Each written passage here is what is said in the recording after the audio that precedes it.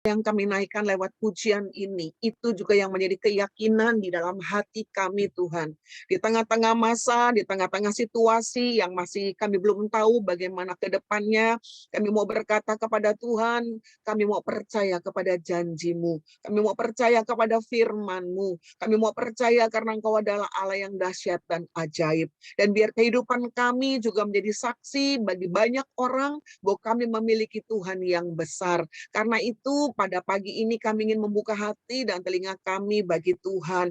Isi dengan kebenaran-Mu ya Bapa, supaya setiap kami boleh mengerti akan hati-Mu, mengerti akan rencana-Mu, dan Roh Kudus berbicara kepada setiap kami dan mengurapi kami, biar lewat kehidupan yang kami boleh jalani, kami boleh menjadi saksi Tuhan yang berkuasa. Karena itu urapi hamba-Mu dan urapi setiap kami yang hadir pada pagi hari ini, walaupun secara fisik kami terpisah, tapi kami tahu di dalam roh kami satu di dalam Allah. Tuhan, Engkau melawat kami saat ini, dan Roh Kudus berbicara kepada setiap kami. Terima kasih Tuhan Yesus, Engkau yang melayakkan hamba-Mu, menyampaikan kebenaran-Mu, dan berbicaralah dalam nama Tuhan Yesus. Kami sudah berdoa, haleluya, amin. Amin. Shalom semuanya. Kita bersyukur sama Tuhan. Semua dalam keadaan baik dan sehat. Amin. Ya, terima kasih untuk hari ini kita boleh kumpul bersama-sama. Nah, saudara yang dikasih oleh Tuhan Yesus, kita lihat ikut dalam semalam saya lagi mikir-mikir Tuhan, ini kayaknya kita nih corona udah lama banget ya. Dari bulan Maret tahun lalu berarti setahun setengahan ini ya. Udah mau hampir kalau sampai Desember setahun 8 bulan, 9 bulan. Dan saudaraku kan kondisi itu masih entar sekarang ini tenang. Kemudian kita lihat lagi daerah lain sebentar di Indonesia tenang, daerah lain tiba-tiba naik. Dan sepertinya masih ada sesuatu yang ketidakpastian. Tapi saudara yang kasih oleh Tuhan Yesus, kita mau belajar pada hari ini bahwa apapun yang hari-hari ini sedang terjadi, tidak pernah bisa memadamkan ucapan syukur kita kepada Allah.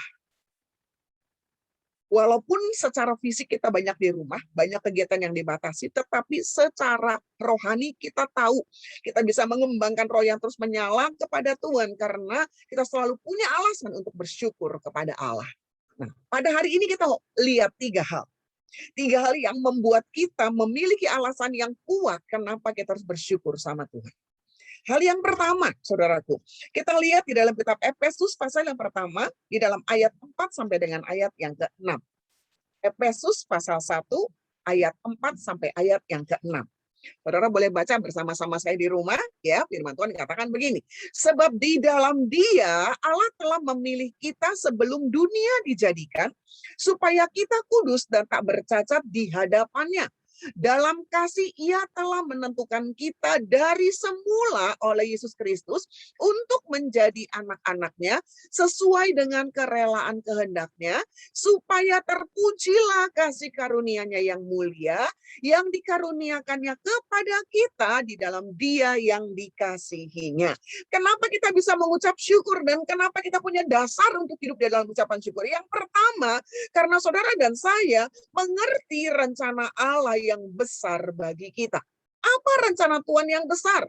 Kita seringkali berbicara begini, oh rencana Tuhan yang besar itu masa depan yang penuh pengharapan. Saya mau bilang sama saudara, rencana Tuhan yang besar bukan hanya masa depan yang penuh pengharapan, tetapi yang kita katakan di dalam Efesus pasal yang pertama, di dalam ayat yang keempat, firman Tuhan katakan sebelum dunia dijadikan. Sebelum saudara dan saya ada, sebelum segala sesuatu di dalam dunia ini ada, Alkitab katakan apa? Dikatakan Allah telah memilih kita. Amin. Ini yang membuat kita punya alasan untuk bersyukur. Allah sudah memilih kita. Bahkan pada waktu dunia belum dijadikan, Allah sudah merencanakan untuk menyelamatkan saudara dan saya. Dan pada waktu kita tahukan hal kita berkata, berarti Tuhan gak ada alasan untuk gak bersyukur dalam hidup. Sebab kita tahu bahwa Allah bukan cuma ciptakan masa depan, tetapi keselamatan kita itu udah dijamin oleh Tuhan. Saudara dan saya yang hadir, yang mendengar firman Tuhan pada pagi ini, kita ngerti bahwa dari semula, sebelum kita ada, Tuhan sudah menetapkan kita untuk diselamatkan. Amin. Dan keselamatan adalah sesuatu hal yang pasti, saudara. Keselamatan yang daripada Tuhan itu satu hal yang pasti dan menjadi jaminan. Dan lewat hal ini kita mengerti firman Tuhan katakan bahwa Dia sudah memilih kita. Saudara bisa bayangin nggak? Dari sekian miliar jumlah manusia yang ada di dalam dunia. Saudara dan saya yang dengar firman Tuhan pada hari ini. Kita adalah orang-orang yang dipilih oleh Allah. Saudaraku, bukankah ini hal yang luar biasa? Kita dipilih untuk jadi anaknya. Kita dipilih untuk diselamatkan oleh Dia. Bukankah itu luar biasa? Karena itu di dalam Yohanes 15 ayat 16 berkata, bukan kamu yang memilih aku. Benar. Kita bisa percaya sampai hari ini, bukan karena kita yang pilih Tuhan. Kita bisa kenal Yesus hari ini, bukan karena kita yang pilih Dia. Tapi firman Tuhan katakan, bukan kamu yang memilih aku. Tetapi aku yang memilih kamu. Kenapa? Karena memang pada dasarnya Alkitab katakan di dalam kitab Roma pasal yang ketiga, manusia dalam dunia tidak ada yang mencari Allah. Roma berkata bahwa enggak ada seorang pun yang mencari Allah. Betul. Pada waktu kejatuhan Adam dan Hawa. Itu menjadi bukti pertama. Bukan manusia yang cari Allah. Tapi Allah yang cari manusia. Allah yang mencari Adam dan berkatanya, Adam di mana kamu? Bukan Adam yang mencari Allah. Saudara dan saya yang hadir pada hari ini kita juga tahu. Kita bisa menerima keselamatan, bukan kita cari Tuhan. Sehingga kita nggak bisa membanggakan diri kita dan berkata, oh ya saya diselamatkan karena jasa saya. Sebab saya cari Tuhan. Enggak. Karena kita katakan dengan jelas bukan kamu yang memilih aku, tetapi aku yang memilih kamu. Bahkan sebelum kita ada, Tuhan udah pilih kita, saudara. Dan hari ini kalau kita boleh ada percaya di dalam nama Tuhan Yesus, kita tahu satu hal. Bukan karena kita hebat. Bukan karena kita kaya, bukan karena kita ganteng. Bukan karena kita terhormat, bukan. Tapi saudara dan saya dipilih Allah hanya karena kasih karunia. Amin. Dan pilihan Allah buat saudara dan saya itu pilihan yang tetap. Ingat, Allah nggak pernah gagal. Sekali Allah memilih kita untuk diselamatkan, selama-lamanya kita akan masuk di dalam rangkaian penyelamatannya Allah. Dan itu yang membuat kita bisa bersyukur sama Tuhan. Efesus 2 ayat 8 dan 9 berkata, sebab karena kasih karunia, kita diselamatkan oleh iman. Saudaraku, gimana caranya bisa beriman? Bukan usaha kita, tetapi Allah yang menaruh iman di dalam hati kita untuk kita bisa percaya kepada Dia. Sehingga kalau hari ini saudara bisa melayani, nggak ada yang di antara kita yang bisa menyombongkan diri dan berkata, saya udah berjasa nih sama Tuhan, nggak ada.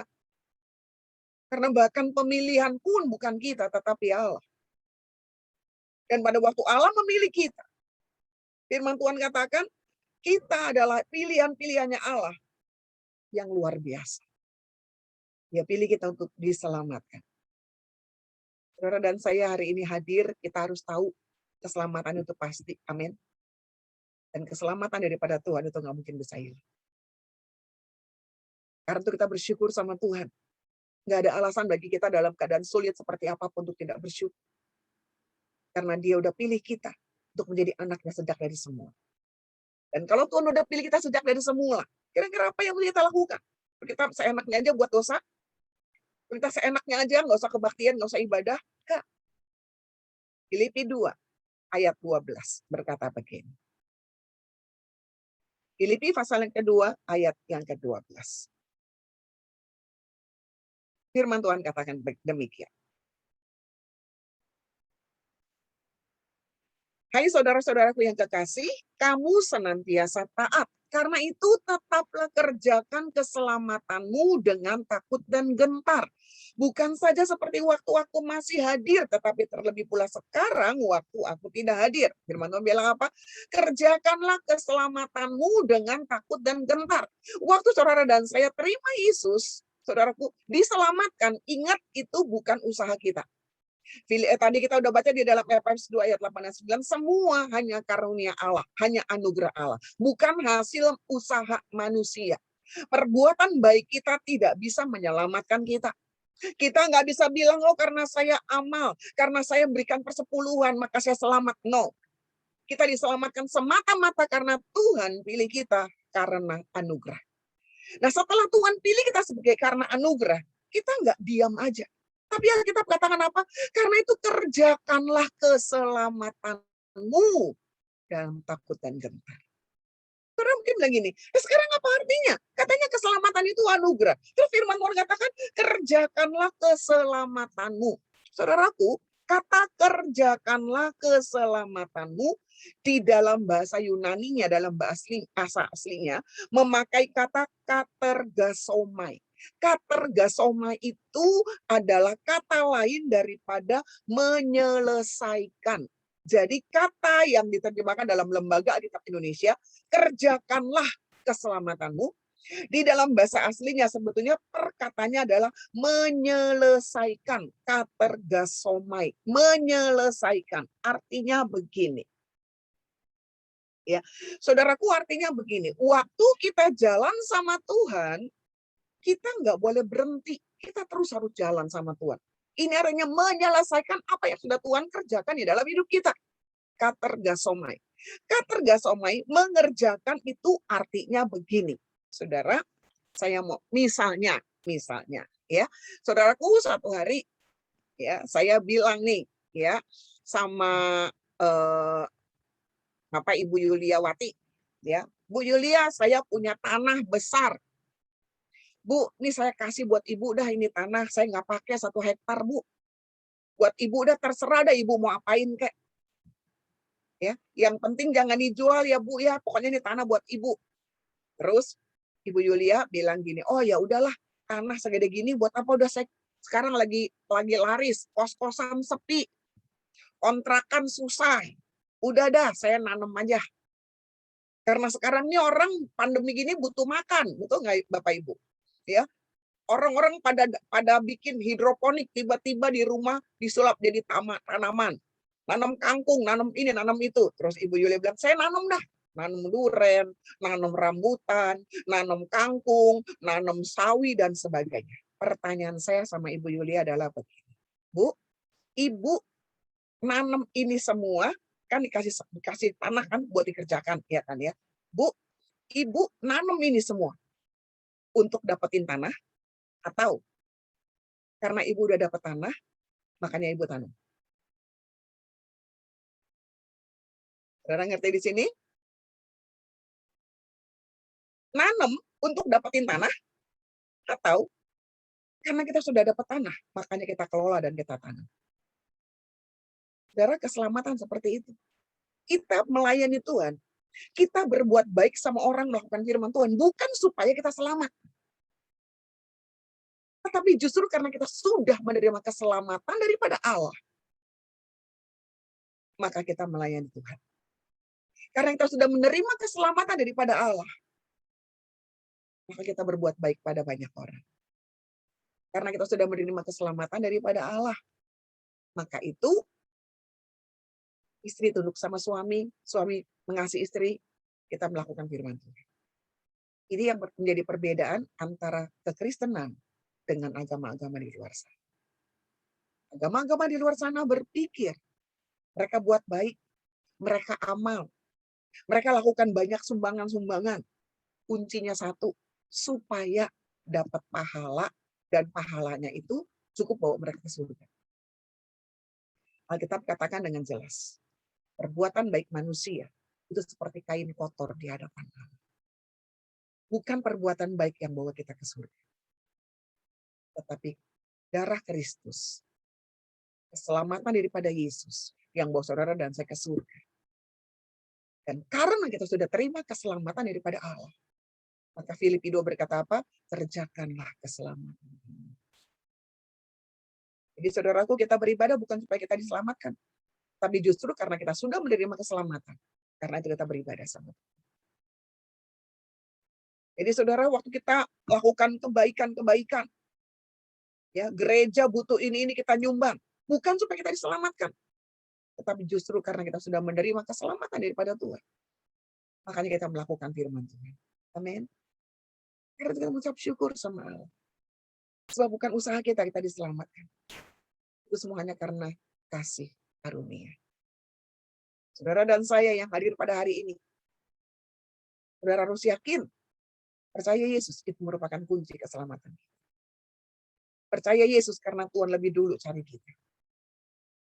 Percaya Yesus karena memang sejak sebelum dunia dijadikan, sebelum saudara dan saya ada, Allah sudah memilih kita untuk diselamatkan. Karena itu alasan yang terkuat bagi kita untuk kita mengucap syukur. Bahkan di tengah-tengah pandemi yang hari-hari ini ada di tengah-tengah.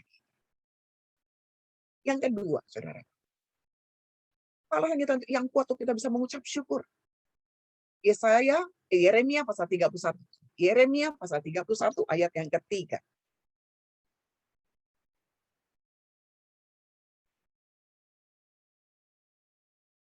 Yeremia 31 ayat yang ketiga, firman Tuhan katakan demikian.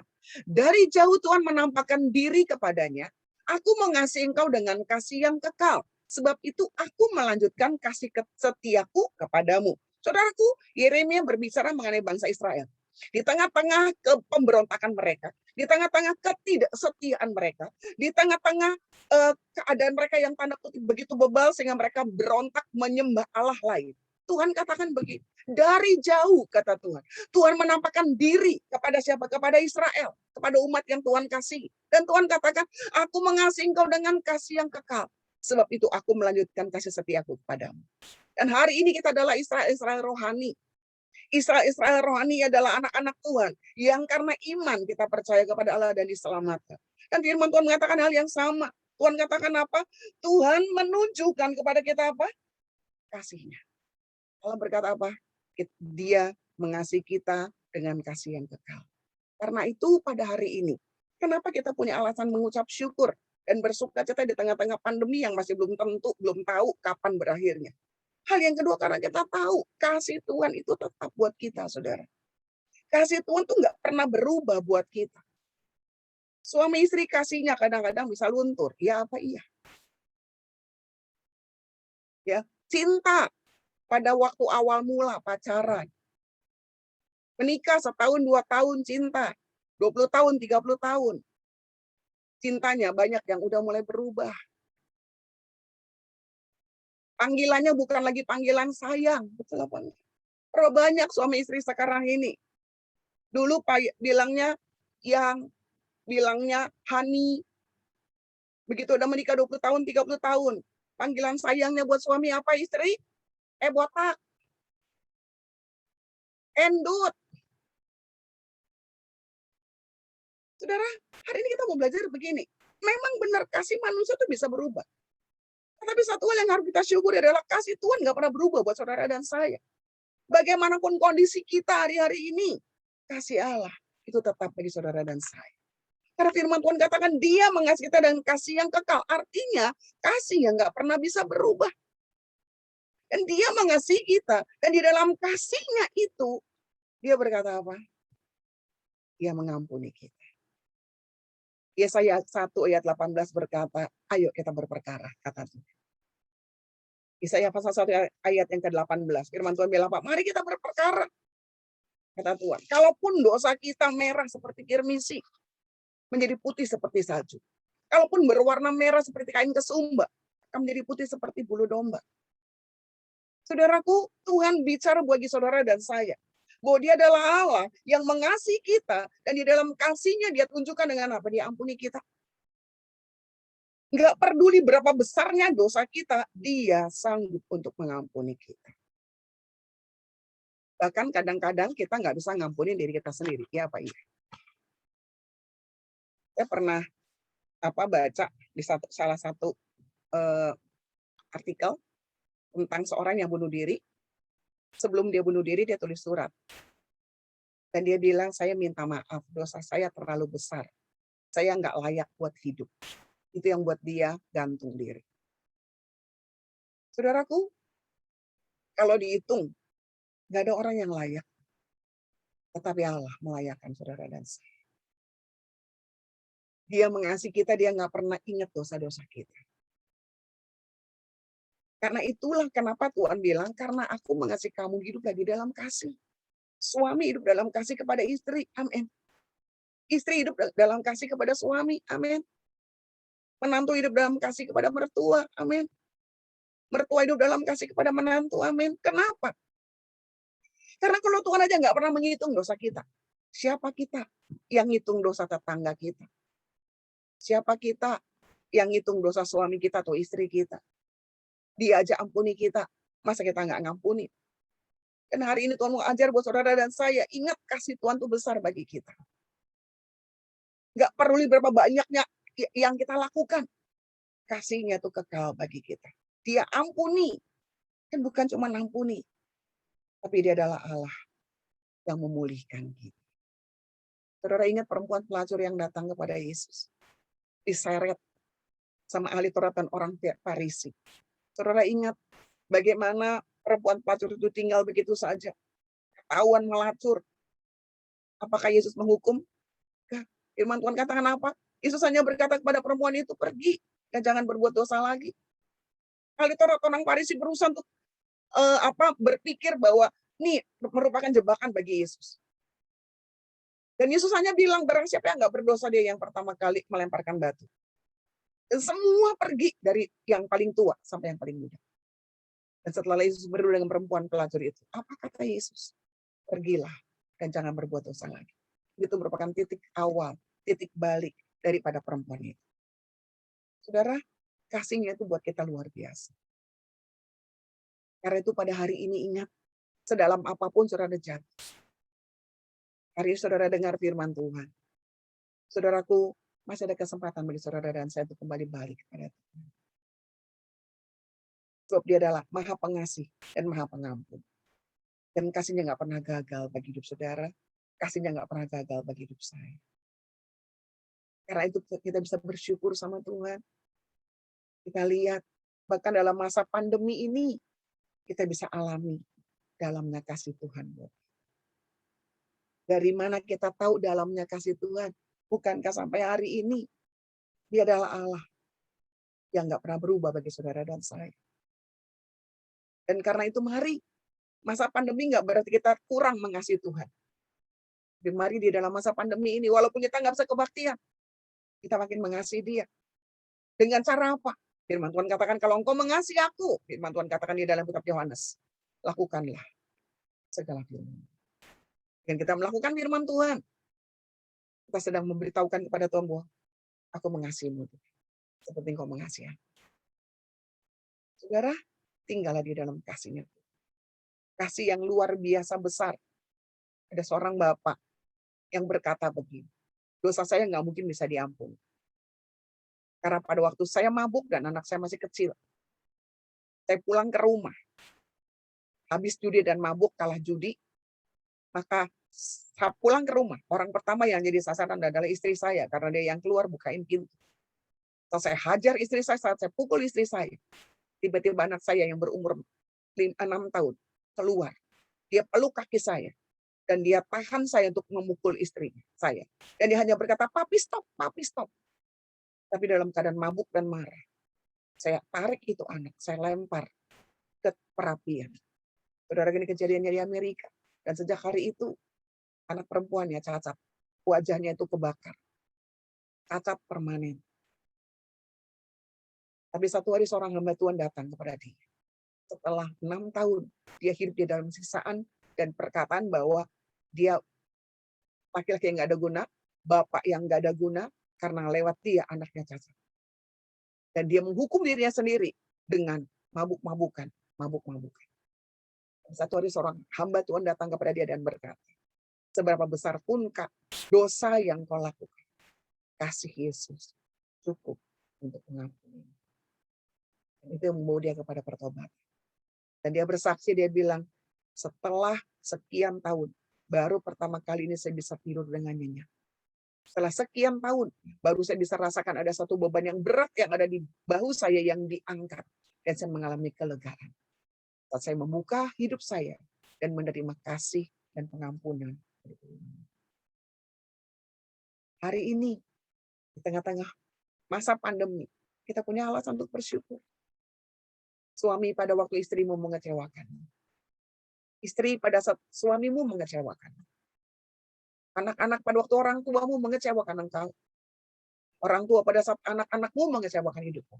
Ingat, ada satu kasih yang kekal yang nggak pernah mengecewakan kita. Yang nggak pernah tinggalin kita. Anak bisa tinggalin kita. Anak bisa lupa sama kita, tetapi Tuhan, dia tidak pernah lupa sama kita. Karena Alkitab katakan, dia mengasihi kita dengan kasih yang besar. Amin. Dan bukankah itu cukup untuk menghibur hati kita di tengah-tengah kesulitan yang datang sekarang ini? Bukankah itu cukup menghibur kita bahwa kita punya Allah yang mengasihi kita dan nggak pernah berubah kasih. Kita bisa berubah, tapi dia nggak pernah berubah. Dan itu menjadi jaminan bagi kita. Setiap masalah datang, setiap rasa sakit datang, kita tahu kasih yang kekal itu yang sanggup untuk kembali membebat dan memulihkan hidup kita lagi. Kita bisa kembali berdiri tegak, kita bisa kembali melayani Dia. Dan yang terakhir, yang ketiga, apa alasan kita untuk bersyukur di tengah-tengah pandemi? Alasan yang pertama, karena kita tahu keyakinan keselamatan itu Tuhan buat bagi kita. Bahkan sebelum dunia dijadikan, Tuhan udah pilih kita. Yang kedua, karena kita ngerti kan kasih-Nya yang nggak pernah berubah atas hidup kita. Dan yang terakhir, yang ketiga, kita buka sama-sama, saudara. Kita lihat bersama-sama di dalam Yesaya 41 ayat yang ke-10. Yesaya 41 ayat yang ke-10.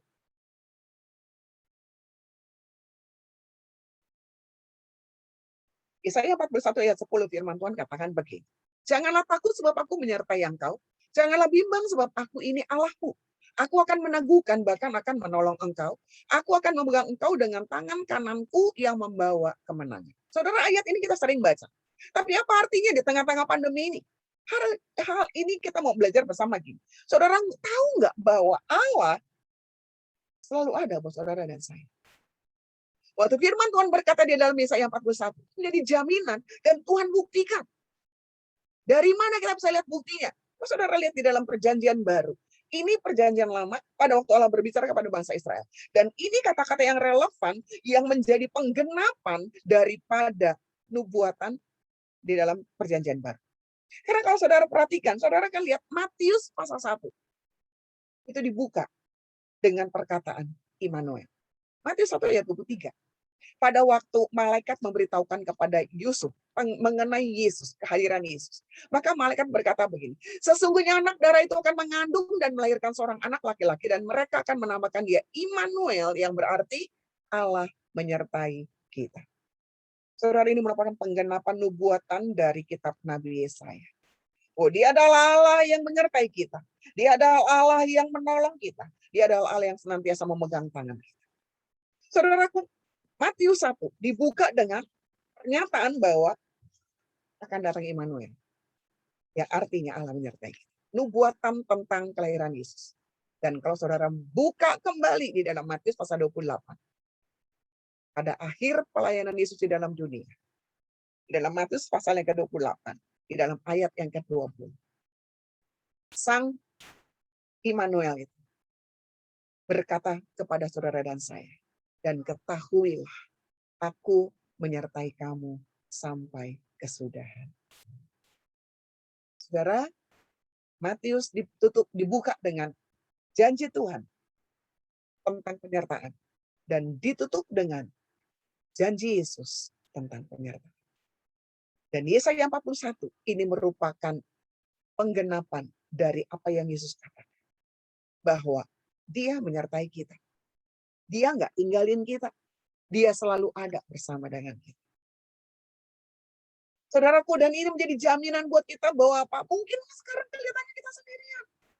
Mungkin ada orang tua yang berkata, sekarang saya sendirian, anak-anak udah gede, anak-anak udah menikah, mereka udah lupa sama saya. Mereka nggak pernah datang.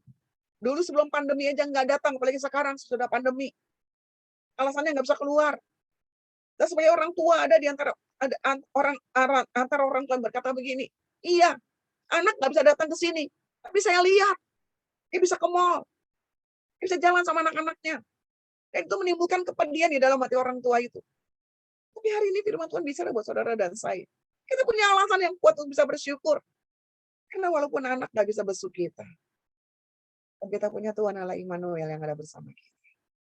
Allah Immanuel yang berkata pada hari ini buat saudara dan saya, jangan takut, karena aku menyertai yang. Apa yang hari-hari ini sedang kita takutkan, saudara? Apakah kita kembali masih takut lihat masa pandemi? Lihat keuangan kita, lihat kondisi rumah kita, lihat kondisi pekerjaan kita, lihat kondisi kesehatan kita. Hari ini Tuhan bilang buat saudara dan saya, jangan takut, aku menyertai engkau. Dan Tuhan bilang apa? Masalah boleh ada di hidupmu. Badai gelombang boleh datang di dalam hidupmu. Bisa menimbulkan kebimbangan. Tapi firman Tuhan bilang, jangan bimbang. Aku ini Allah. Dan ada janji Tuhan yang berkata apa? Sebab aku akan meneguhkan. Bahkan akan meneguhkan. Sekarang coba kita lihat. Kita flashback. Setahun setengah lebih pandemi ada. Kemarin sambil saya mau tidur, sambil renungkan firman Tuhan ini, saya flashback tentang hidup saya. Tuhan luar biasa. Setahun setengah lebih, saudara. Banyak pelayanan yang dibatali. Saya bukan punya usaha. Enggak. Saya hanya murni melayani Tuhan. Banyak pelayanan dibatali. Saya full timer, tapi bukan full timer di gereja. Jadi, saya nggak terima gaji dari gereja. Saya hanya bilang, Tuhan luar biasa. Itu semalam saya baru ingat lagi, saya siapin firman ini, saya ingat lagi, Tuhan luar biasa. Bulan Maret awal mula pertama masih belum begitu terasa mungkin. Karena bulan Maret masih setengah bulan, kemudian baru pandemi. Betul saudara ya? Pertengahan Maret, kemudian baru gereja ditutup.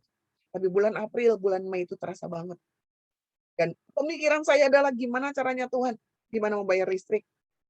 Gimana buat ke pasar? Gimana mau bayar pembantu? Bayar listrik dan pembantu aja 1 bulan itu sekitar 4 jutaan, saudara. Penghasilan udah nggak ada. Mesti gimana? Pada waktu seperti itu, saya cuma bilang sama Tuhan, cuma lari sama Tuhan. Saya cuma tahu satu hal. Dia yang berjanji, jangan takut, aku menyertai kamu senantiasa sampai kesudahan alam. Itu ada di dalam hidup saya. Setiap hari saya hanya bangun hidup saya dengan ucapan syukur. Saya cuma bilang, Tuhan terima kasih. Kalau ada makanan hari ini di rumah, terima kasih. Kalau ada atap tempat saya tidur, masih ada atapnya, terima kasih.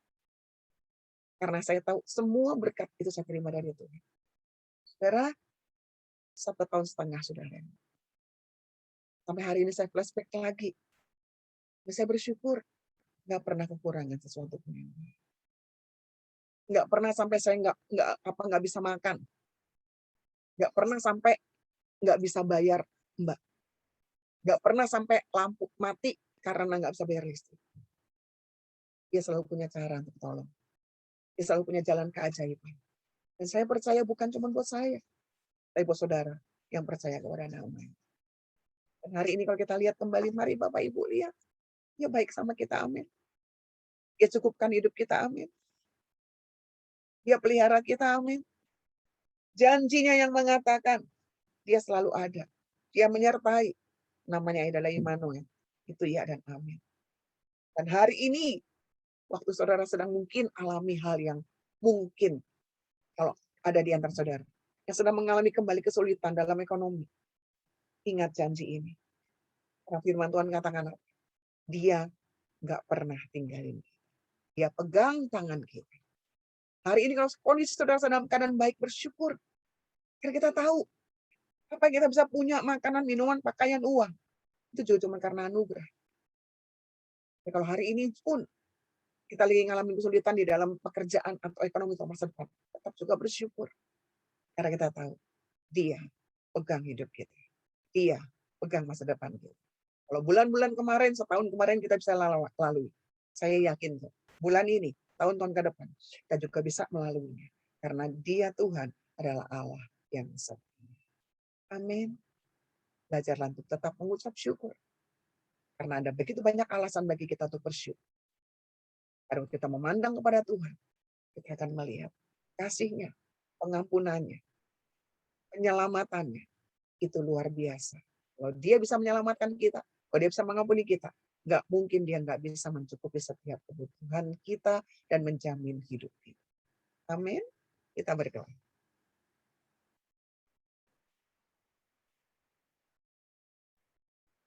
Apapun yang menjadi kondisi kami, selalu ada alasan buat kami bersyukur kepadamu. Terima kasih. Kau sudah memilih kami sebelum dunia dijadikan untuk menjadikan kami anak-anak-Mu. Kau sudah memilih kami untuk diselamatkan. Dan kami percaya kalau Tuhan sudah menjamin keselamatan kami, Tuhan juga pasti bisa menjamin hidup kami.